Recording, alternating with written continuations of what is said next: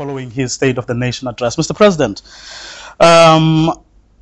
there seemed to be not the same kind of focus on the state of local government that you gave to, for example, jobs. Was there a reason for that? Well, we did talk about it, but we did not give the same prominence as we did with the jobs.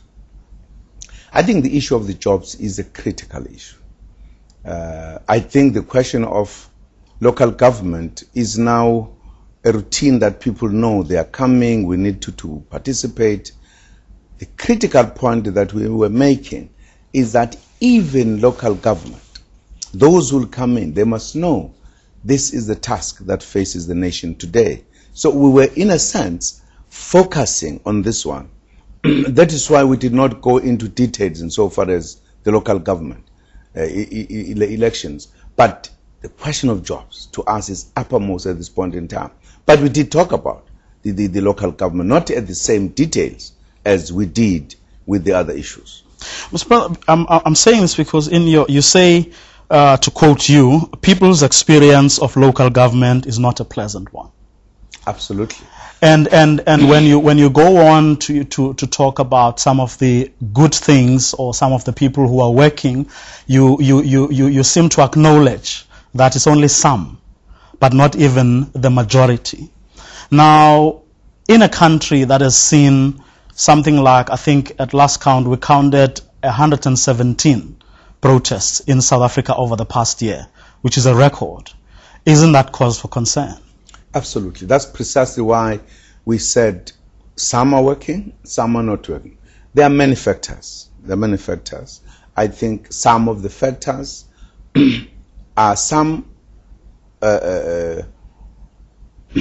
municipalities don't have the revenue base. So they can't do anything. Even if you wanted them to do something, anything that comes to them is to keep them going. It's an issue, it's a challenge that we've got to deal with.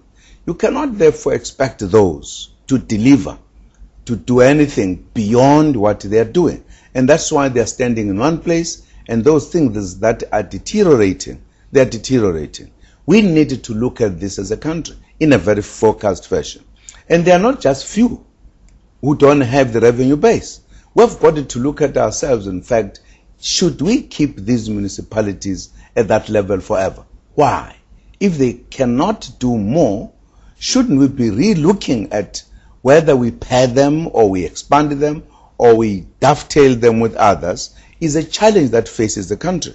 So even if you wanted them to perform better, you can't. But there has been also a very large degree of corruption that people have been talking about, or councillors at times that were not working. But it does not say they are in the majority, the ones who are not working. I think the ones who are working very well are in the majority. Some are not. But if you take the municipalities that I'm talking about, which are quite huge, you could not therefore say these are the best performing. So that kind of statement does not condemn everybody. It just says there are difficulties here, which we need to come back and look at. Some people complain about councillors. There are different reasons. Some reasons, in fact, that caused some of the protests were not necessarily deliberate, were actually political. People were using municipalities to fight political battles. So it's a kind of a mixed bag. You can't just say these are the straightforward issues. I think it's a matter we've got to come back and look at. As you know, from the ANC point of view, for an example, as an organization, we have said, because people are saying, you gave us a councillor that we don't like, we've in a sense created a space for communities to take some active part by saying, whilst we're in the process of nominating, we actually not say just this is one councillor. We give more names to say to the community, choose among these. Which one do you think is the correct councillor? It's part of trying to address the concerns that people have been raising. So there are many things in the municipalities or local government that are challenges that we need to deal with. And I think the moment is in fact coming as we go to the elections. But then what do you say, Mr. President, to someone who says, but if you look at a municipality like Johannesburg, this is probably the richest municipality in the country. That's where the skills are in Gauteng. It's got the money and it's got the people. In other words, your municipal manager there and other senior officials are probably among the highest paid officials in that sphere of government. How then does one explain things like, problems with the billing system? Well, that's a problem. That's a problem of the systems, how people are working. It's a challenge that faces any company, that faces any kind of sphere of government. That Gauteng has to wake up and deal with the issues. Why is the billing problem? Now, I don't know what is the cause of it, but that's a different problem. It's not the lack of capacity. It's not the lack of resources. It's a different problem altogether, which needs to be tackled differently. And we deal with it, as it were. I mean, the manner in which, for an example, the issue is being raised and the manner in which the response is being given, that tells you there's a lot of area that we need to deal with there. Now, if we then move on, Mr. President, and talk about some of the things that, in fact, some of the criticism, leaving aside some of the things that have been said by people or analysts and other people who may be playing politics. You look at the Salga report. You look at the reports of the Auditor General. They speak to something that is going very wrong within municipalities, but things that are within the abilities of the managers and the councillors and everybody. In other words, these are things that can actually be rectified. In many instances, people just don't do their job. Absolutely true. Absolutely true. That is precisely the reason why when I've been talking about performance monitoring and evaluation, I've said it's not going to be staying only at the national. It's going to deal with the provincial as well as municipalities.